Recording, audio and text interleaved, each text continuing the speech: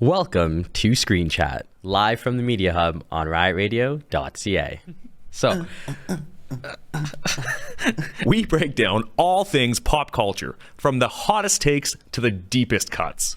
some things that are comic accurate shouldn't be on the TV. From the latest Marvel blockbusters. I think we need an Amazing Spider-Man 3 before we get that, if that's the case. Very true. To DC's Darkest Nights, films that, like, how do you get Christopher Nolan to do superheroes and make something that good? And it was just number one. And to galaxies far, far away.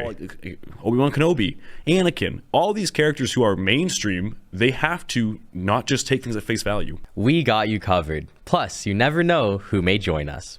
Well, we should put up the one, yeah. It's that.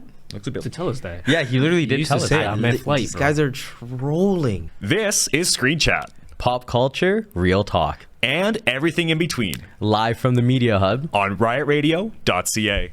Welcome to Screen Chat, live from the Media Hub on riotradio.ca. I'm your host, Justin, and with me today on air is my co-host, Evan. Evan, thank you so much for being here today. Thanks, man. And if you guys couldn't tell by our amazing outfits today, we are discussing the F1 movie. Before we go into that, Eldon, thank you for being here behind the scenes. He's teching today. We cannot do the show without you. And as you see here, the F1, the movie, Brad Pitt, Damson Idris, Kerry Condon, and Javier Bardem. What a film. We were going to dive all into it today. And Evan, I'm so glad you're here on air because you are like my F1 guru. We always talk about F1 in the office every couple weekends here. We get a race, always discuss it, and now we have a chance to officially bring it to Screen Chat, which is nice. So, yeah, I'm definitely hyped for today. Same. It's been a long time coming for us to talk about this. This movie's been on the radar for actually a couple of years. Yeah. They've announced it. Well, they announced it in 2023, which is where they did all the filming. So the fact that we were talking about that now and we've seen it and it's great. We'll have our takes and we'll talk about it. I certainly have few. Yep. Like I mentioned to you in the office, I'm cursed with too much F1 knowledge in a sense that as I was watching the movie, I was just like, ooh, it's not how that works. But anyways, we'll talk about it more in depth. Yeah, I get you on that. So with that being said, though, if you didn't already know, we will be spoiling. So spoiler warning, that is your warning. The movie's been out for a week now, so I feel like it's still early.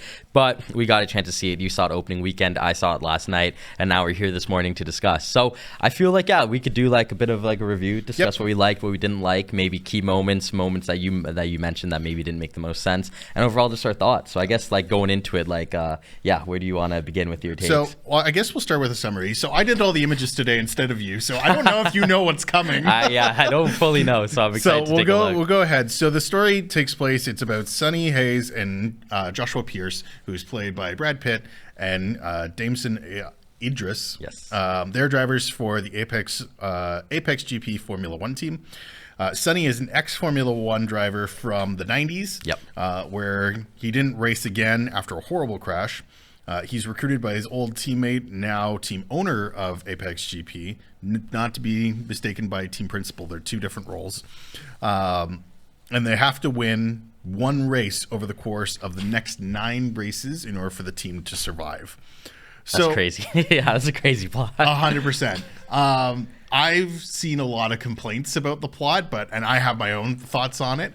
But initially, I think it's pretty good. Yeah, pretty solid. I definitely think it takes a new take, because I think one thing too that a lot of fans of any sport when watching a sport movie is that you need to make it theatrical. You need to make it cinematic. Was this really going to be a movie that just had its own fictional F1 season in the end, like either Lewis Hamilton, Verstappen, or a fictional character wins?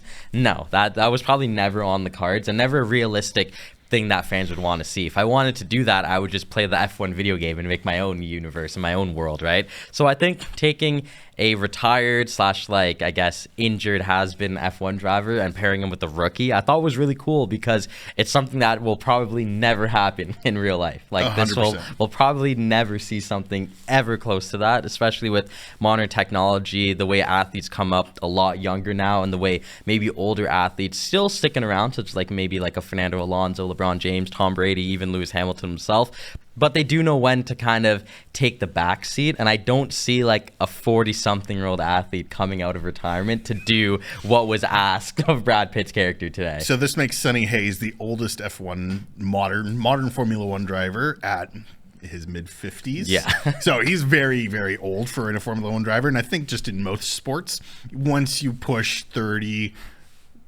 most of the cases 30, Yeah. you're kind of done.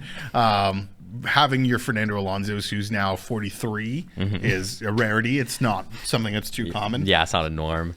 So that's something we thought of. So the filming for Apex GP was also done during the Formula One season. So they went around to the different races, and we actually saw the Apex GP filming and how they chose to do it. They actually modified an F2 car. So this is actually a spec Formula 2 car made to look like a Formula One car. Due to Mercedes just modifying the wing. They have a camera on top of the cars, and they also have GoPros on the sides. They also used GoPros and fit them in between the halos. There's an interview with Brad Pitt saying, filming this was really challenging because you're so low to the ground and you can only see through the halo so much. And then you mount two cameras in your two open areas or your open sight lines, and you just can't see anything. So he said filming for this was challenging at times, but it was such a cool experience. Now, because they're Formula 2 cars, they kind of look like F1 cars, like in the broadest of senses. But if you put two of them side by side each other, you can definitely tell what's what. But they did a really good job of modifying this car in order to make it look like this. Now, in terms of how this looked on track with other vehicles and the other F1 cars, I think it looked pretty solid. Yep, I will agree as well. I feel like when you saw the scenes of them weaving through racers and turning with different racers, it didn't look out of place, to your point. We do get a predecessor from the start that the car, I can't say what they called it, but blank box is what a lot of them were calling the Apex car. You guys could fill in the blanks. Correct. And I feel like once it got the mid-movie upgrade, there was definitely no question about it that it did fit on the track. 100%. I did enjoy that. So the term of a blank box is a reference to Niki Lauda. Niki Lauda had the audacity to call Ferrari a blank box when he was racing in the 1970s. And now it's just a commonplace term used in Formula One just to describe a very bad car. Yeah. Yeah, I will say, to pair it off your earlier points, I liked the early establishment of what we were getting ourselves into. From the off, we get to know that there's the 9 races left, like you said. We know the issues with the car, and we know the, Ruben's position of, look, man, I'm desperate. I need Sonny Hayes, and Sonny Hayes is 50 odd, and he still goes and does it. Yep. And I thought it was really cool to see, the struggles at the start of his rejuvenated F1 career, if we could call it that, stint, whatever you want to word it. Call it that. And I thought it was cool to see not something that I don't think was kind of lame, but I feel like Brad Pitt, when he stepped into it for the first time and crashed, that would be like if me and you hopped in an F1 car for the first time. So, okay, we're going to talk about this really quick because there is no world where you or I or anyone can go up to a Formula One testing and say, yeah, just put me in the car, give me his specs, and we'll just go. Yeah. There's and also showing up and nobody knows you're coming. Yeah. That there's no world where that happens. So if you don't already know, the seats in Formula One, they're custom made. They're form fitted to you. Oh, okay. Yeah. So there needs to be a heads up. There needs to be some kind of know-how ahead of time. They need to break down and show, Formula One cars, it's not like your road cars. They are incredibly complex and they run completely differently. It's almost like every time you take a corner, you are customizing the car for that corner and changing it while you're driving it. So you need to learn. You need to learn how the car drives, what each button on the steering wheel does, what your race engineer wants from you. You need a relationship with your race engineer.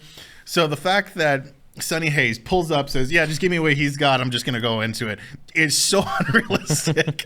And then he sets a lap time that is within a second of his teammates. Yep. And proceeds to destroy the car in the process. Yeah, which was it was so cool to see because I wasn't expecting him to do anything good in that initial run, and then he didn't. So at least he didn't complete the course. That also would have been a bit worse. No, but it was so funny how it was just well, guys, we're in there. We're going to do it. And his team owner's just cool, that's $1.5 million down the drain. Yeah, literally. What I liked about that, though, I will say, is that I feel like only Brad Pitt could pull that off. And I could see it and believe it.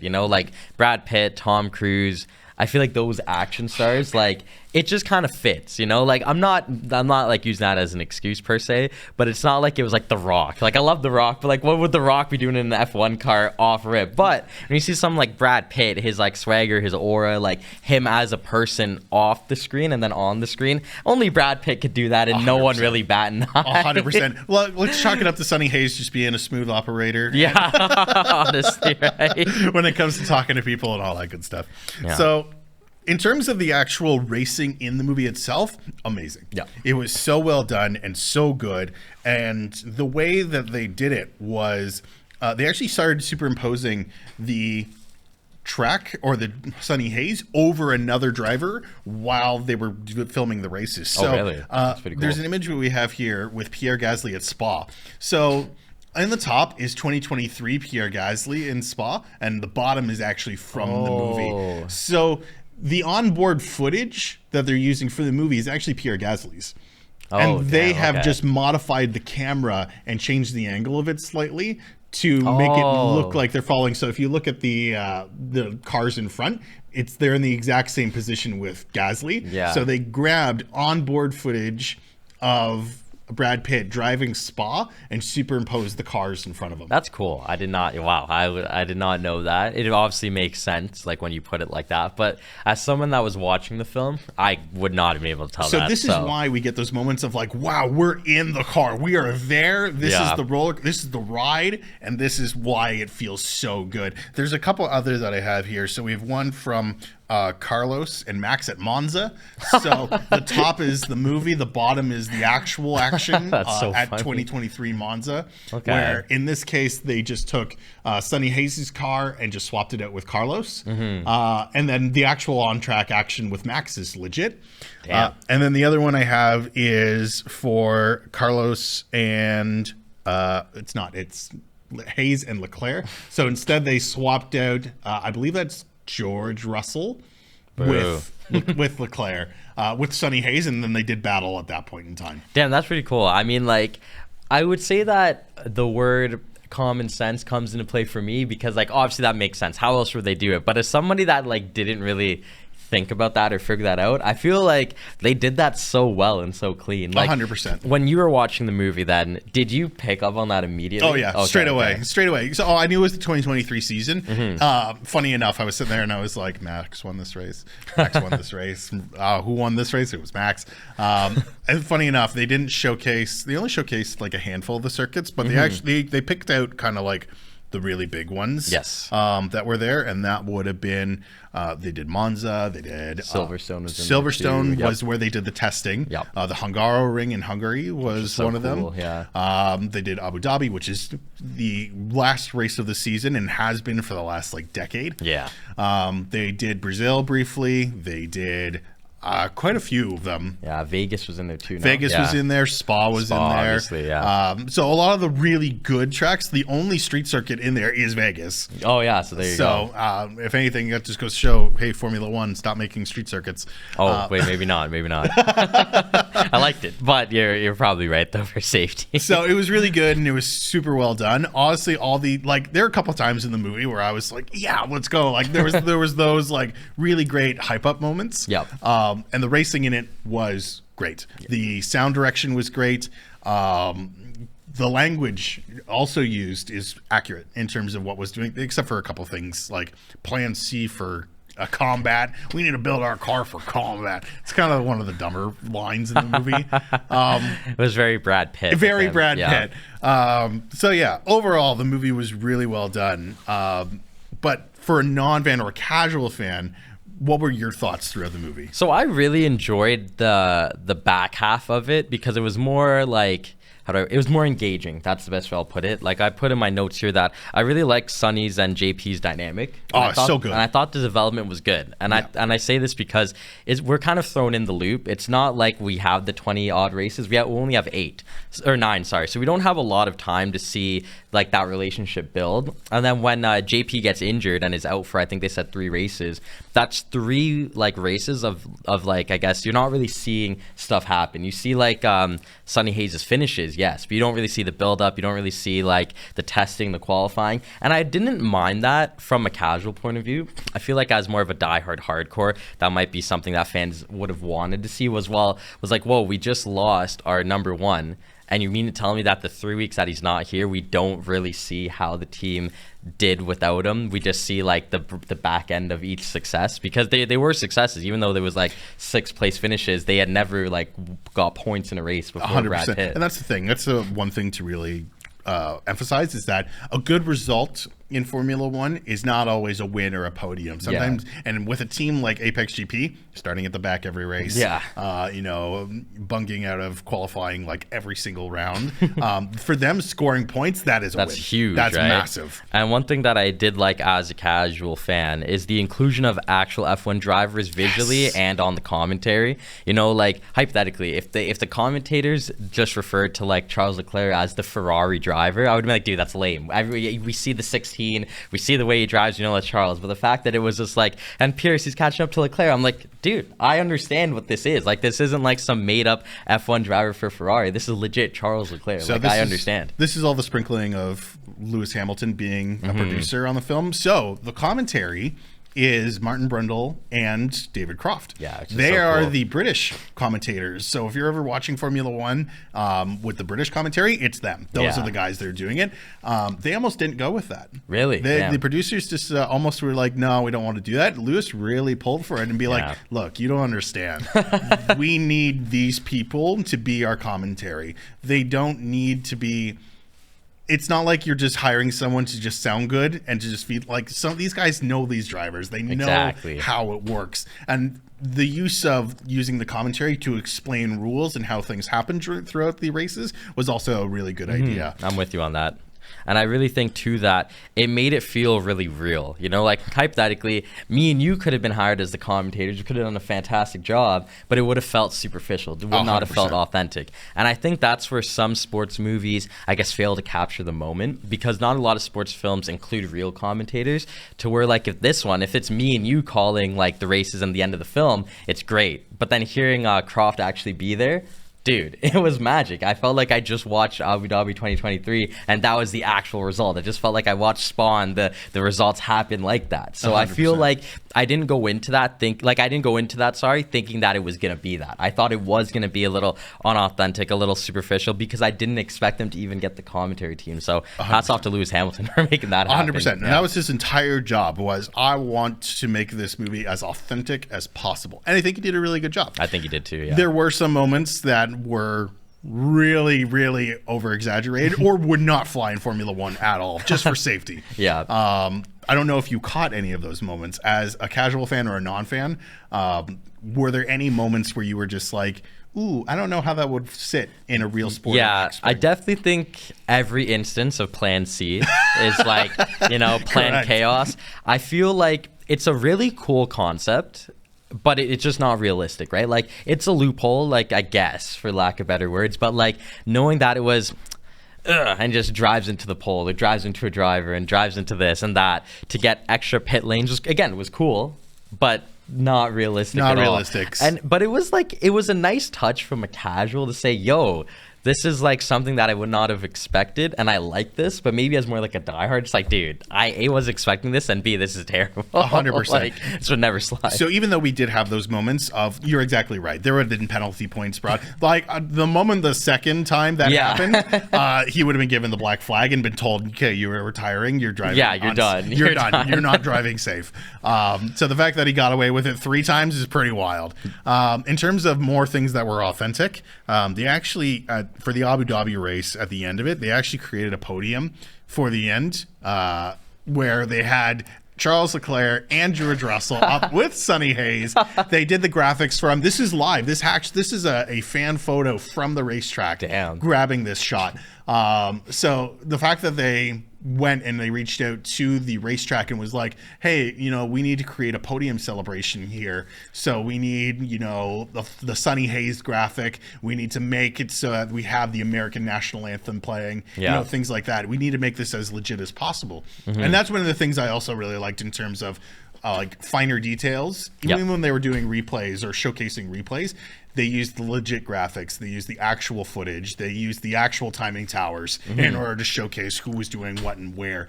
So in terms of like authenticity, that is one of the moments that I was like, wow, this is really great and really well done. And honestly, I can only really attribute it to Lewis Hamilton being on the production side. Yeah, I thought this touch was really cool, just to parrot what you said, because again, it felt real. It didn't feel like we saw fake fonts or like a different anthem. Like if you watched F1 and you watch Abu Dhabi and Sunny Hayes won, it would look exactly like this. So I thought that was really cool. A few dislikes that I had, just from like a casual point of view, was you'll probably agree with me on this one too, but like the forced romance between Hayes and Kate.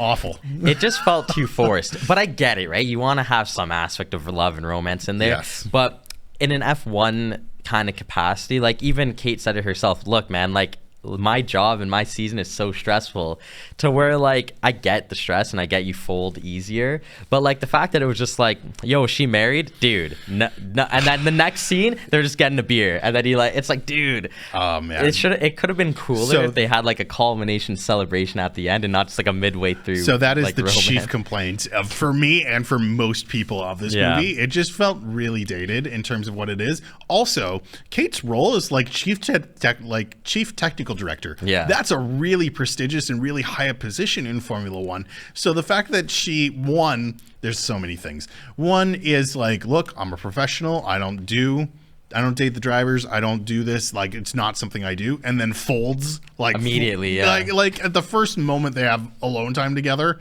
after that first encounter, it's just like, nah, forget about it. Yeah. Also, Sunny Hayes showing up and being like, hey, this is what we need to do. No, that would never work. Yeah, and that was another one of mine too. Like his stubbornness, I thought was a little bit OD at times. God. Because you know what I liked is that, to your point, it would never work. That's why they said no. What are you talking about? But then they also folded quick. I'm like, I get it. Desperate times call for desperate measures. But would it really be like that? Like if this was an actual F1 situation, you had 9 races to get 1 win. This guy comes in, says we're doing things his way. You say no, and the second time of asking, you just immediately fold. I get it. It worked in this scenario, but it did feel very quick, because of how OD the stubbornness was. If it was like, yo, we're going to do it like this, and this, okay, let's change with the plan. But it was like, nah, man, what are you doing? We're doing this. No. Yes. Okay. No, exactly. I was like, okay, I wish there was a little bit more pushback. Yeah. But I also get the whole desperate times thing. But yeah, I wasn't like a huge fan of that, as 100%. I'm sure you weren't, because of realism. Oh, man, I was just like, cool, we're just going to sit in the pit box and demand soft tires and then not go. Oh, yeah, and they didn't move. Yeah, man, they didn't go. Now, there are many times watching Ferrari, that I wish Charles and Lewis would do just that. Did that. And it could have been a nod to Fernando Alonso in 2007, 2008, because he did that during a qualifying session. Okay. Yes, he sat there and he waited for an unknown you're reason. right. Yeah, correct. So I don't know if that was a reference to that. I don't know what the point of that was. Yeah. It would never work in an F1 world.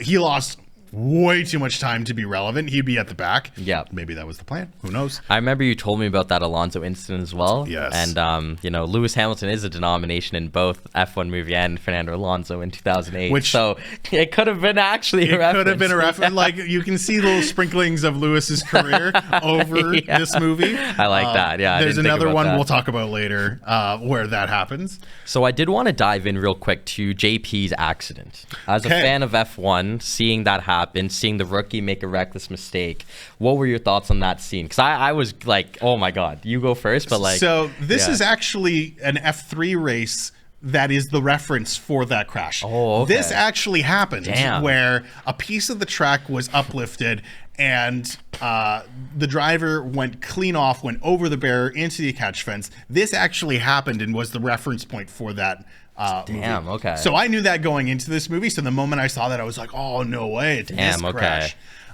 So I've seen a lot of people be like, no way, that would never happen. There's no way. And it was like, well, no, it did. It did, yeah. We saw this happen, and it was wild when it happened. That's crazy. Oh, yeah. I had no idea. So, that's one thing that a lot of people are talking about. Now, this was F3. Yep. And this happens. F3 cars run at a much slower speed, and they're also all spec cars.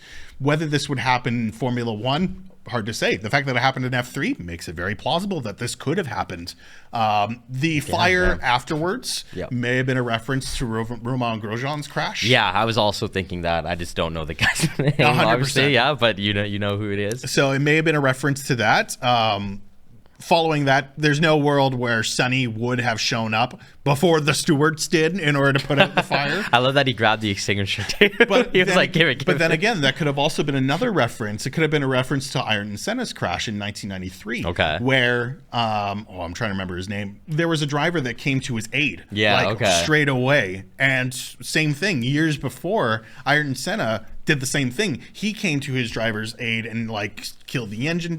Maybe that's kind of the vibe they were going with, and the reference of, driver camaraderie in that sense. Yeah, that's pretty cool then. So yeah, I'm glad you brought this up, and I prepared this because I had a feeling if you were going to bring it up, I was. Yeah, and like I really liked the reflection. So I was gonna say this too, that following this, JP obviously goes through some rehab. He has to sit on the sideline, and I hated the fact that he came back with a chip on his shoulder. I didn't think that made any sense. He went after Hayes. They went off the track. They got into a scuffle, and it made to me no sense because his redemption arc was good, but the redemption arc started the next race. So I'm like, did we even need to have them have pushback? That's my only major complaint, just because I don't know the technical aspect like you do. I'm like, why would you make him go through all this, do the rehab? Sonny embraces him too. He's like, good to have you back, JP. Like, we missed you. And then opening race, they scuff. Like, it didn't make any sense to me. And then I'm happy that it was short-lived because his redemption, like I said, was good.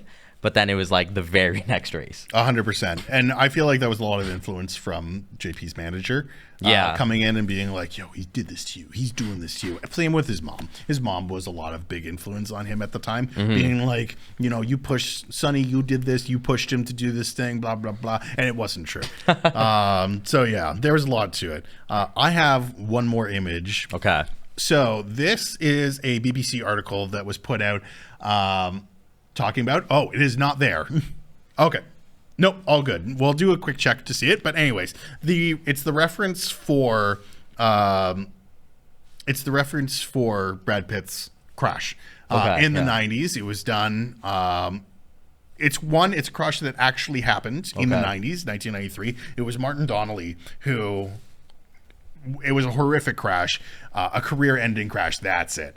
So this is the BBC article. That's the actual Camel Formula One car folded into itself. It was split into two. This was the reference for Brad Pitt's crash. This was career-ending. Yeah. Martin Donnelly survived. Thank God. But I had to be very choosy about what image I went with. Oh, I bet. I didn't know that was based off of something. Because it's pretty graphic. And if you go and you choose to watch this crash, it's a lot to take in. The fact that Martin Donnelly survived is remarkable.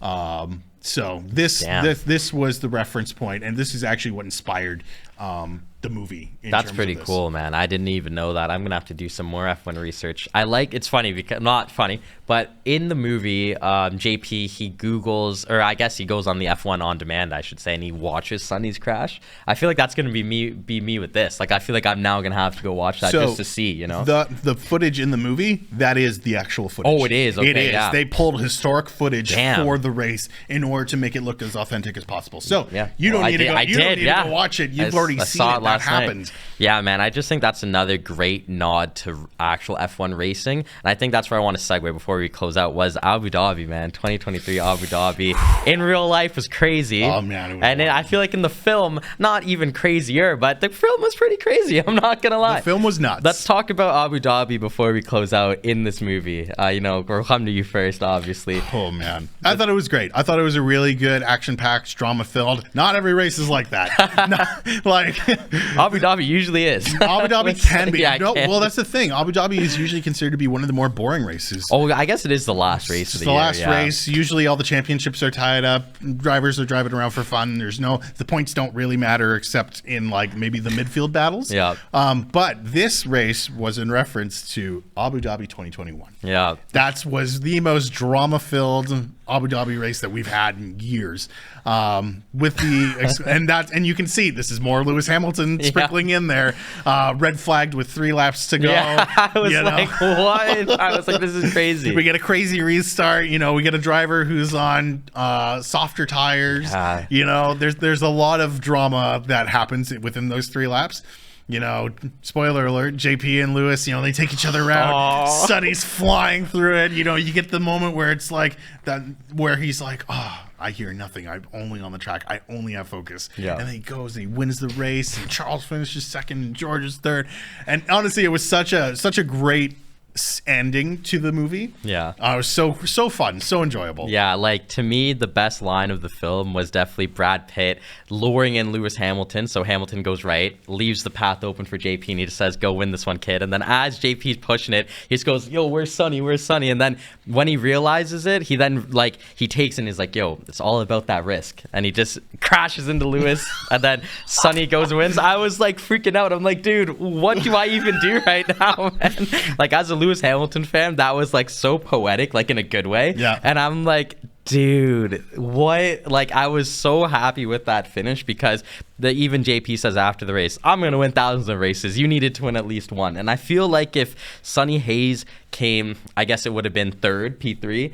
It still would have been good, like P1 and P3, but nah, man, he needed to win that race. And I'm glad that JP did like what Sonny was doing for him the whole film, was sacrificing his own personal gain, his own finishes, his own prize money. He just realized that in that moment, the greater good was that risk. And the risk was, can I do this to let Sonny win, and can he finish it? That's too big of a question to ask. I just need to do it. So I thought the finish of that film was like electric. I was like on my feet. I was like, dude, this is wild, man. I was like getting emotional in there. It was really good. Yeah. Really enjoyable. In terms of like, if I were to give this a grading, it'd probably be like a 5 out of 10. Okay. And the 5, if this movie was just the driving, just the action, just, the cool Formula One stuff, 10 out of 10. Okay. Because of the authenticity, how good the racing was. The worst parts of the movie is everything that happens outside of the car and in dialogue with another character that isn't JP and Sonny Hayes talking to each other.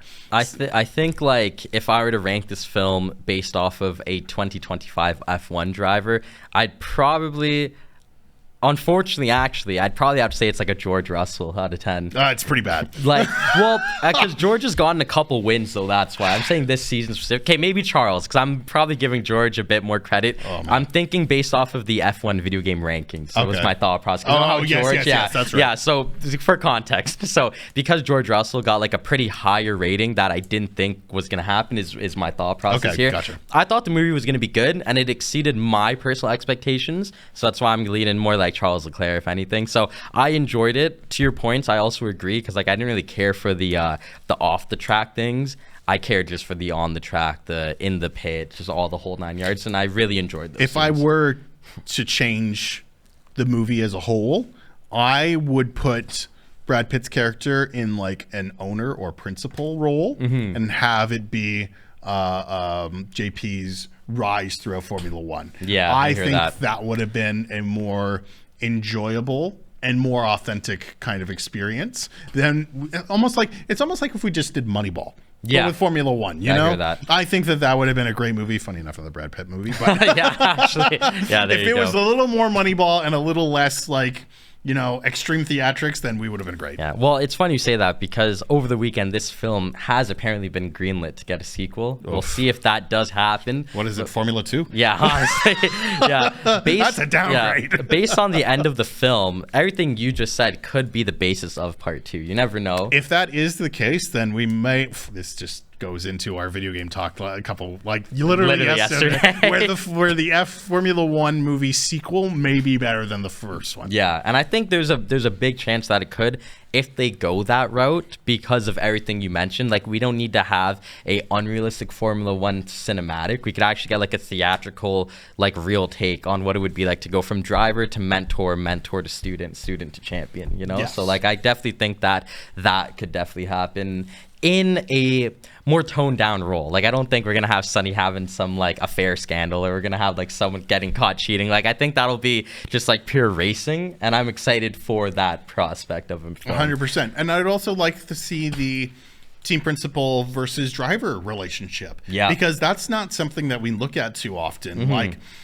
it's kind of like your team coach where you you're the coach of a team and you have your star player. Yeah, like you have a very intimate and very close relationship with these people. So to see that, I think would be really interesting. Yeah, I was explaining to my girlfriend during and after the film who Toto Wolff was and Gunther Steinberg. Oh my god, it was so seeing good. their cameos, I was freaking out and I was like, No, I was just like, whoa, it's the guy. Yeah. And then it was cool that Toto had a voice line at the end as well. We're trying to recruit. My god, Toto was just like, yo, you know what? I want you in Mercedes, and I was just like, George Russell's out because at this moment in time, Lewis was driving for Mercedes, and it hadn't been announced he was going to Ferrari yet. So at the time, it was like, George, you're out. You're done. Dude, you're done. It's like that could be the betrayal scene for F1 too, because we'll get JP versus now newly recruited Kimi Antonelli. It writes itself. So yeah, I really enjoyed it. Before we close off, I do have a take from. I usually make these Instagram polls, but like the movie came out less than a week ago, so my friend DM'd me personally. And he said that about the F1 movie, shout out to my boy Baines. He said, legit, one of the best movies I've seen. It was unreal. Basically, how I felt is that I was actually a part of the team and in the movie. The way they were able to draw in the viewers was just amazing. And I agree from the point of view of like watching a film as a fan. I felt like I was in the team as well. Like, I felt like I was there. A little bit suspect on the outside of the race part, but for the most part, I definitely enjoyed it. I enjoyed it too. And that's the thing. Like, if you're a Formula One fan and you go into this thinking this is going to be like a big documentary and it's going to be real true to life and it's going to be as accurate as possible, just like pitch your expectations to the side. You like empty your brain about everything that you know about Formula One and just sit there and enjoy the action, because the action bits are the best parts of it, and those are the parts that really make you feel like, wow, this is Formula One. Yeah, I'm with you on that. So you're going 5 out of 10, so maybe more like Lance Stroll out of Max Verstappen. Oh man, no, a 5 to me is like a middle of the road. Like, they're doing pretty well. This is like a Pierre Gasly. Okay, out of 10. Pierre Gasly out of Max. I'll go. This is like a Charles Leclerc out of 2023 Max Verstappen. Okay, I feel like that's my final verdict. Charles did well that year, so yeah, exactly. Yeah, there you go. I had to do my research, even though it was like 2 years ago. Not too much research to be done.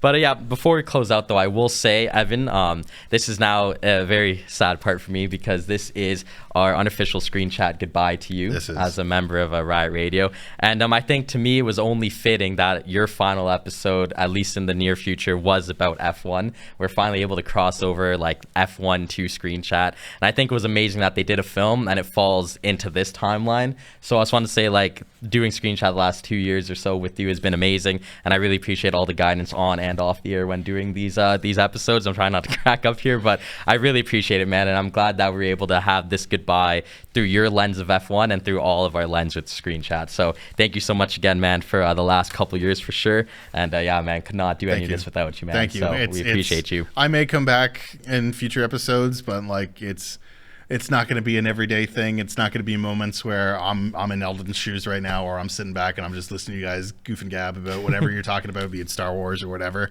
But if possible, I would eventually love to come back and just do like a one-off episode. But yeah, for the foreseeable future, this is my last episode. Yeah, man. So really appreciate all that you've done for the team, especially me personally. You know, I feel like when I met you as a student, you saw me do my original show in a class setting as well. That's true. And you're the one that pitched to us, yo, you guys need to start a show at Riot Radio. And now 3 Riot Radio shows later, over 100 episodes done by me, I feel like you were there before I even had one. And I feel like, you know, that's really telling, because from a certain point of view, the Jedi are evil, Eldon. And for me, I don't even know if I would have like done a show had not you been here, because really and truly, man, like if you didn't say that my show with Parker for Corey's like broadcasting class was good enough to do Riot Radio, then I never would have applied, really and truly. So I really appreciate all that you've done for me, man. And I'm glad to be sitting here, and like you definitely played a big part for me. Thanks, man. I'm getting all choked up. I don't know what to say. Yeah, man. So I do really appreciate you, bro. And I know you're going to kill it in the next journey in your life there. Thank you. Okay, guys, so that's going to be it for us today on Screen Chat. Thank you again, Eldon, behind the scenes for Tekken today. And Evan, thank you so much again for all the episodes, and especially today for coming on air to discuss F1. But okay, cool, guys. So I've been Justin. That's been Evan. Thank you guys so much for watching. Please stay safe and enjoy. And thank you guys for watching Screen Chat live from the Media Hub on riotradio.ca.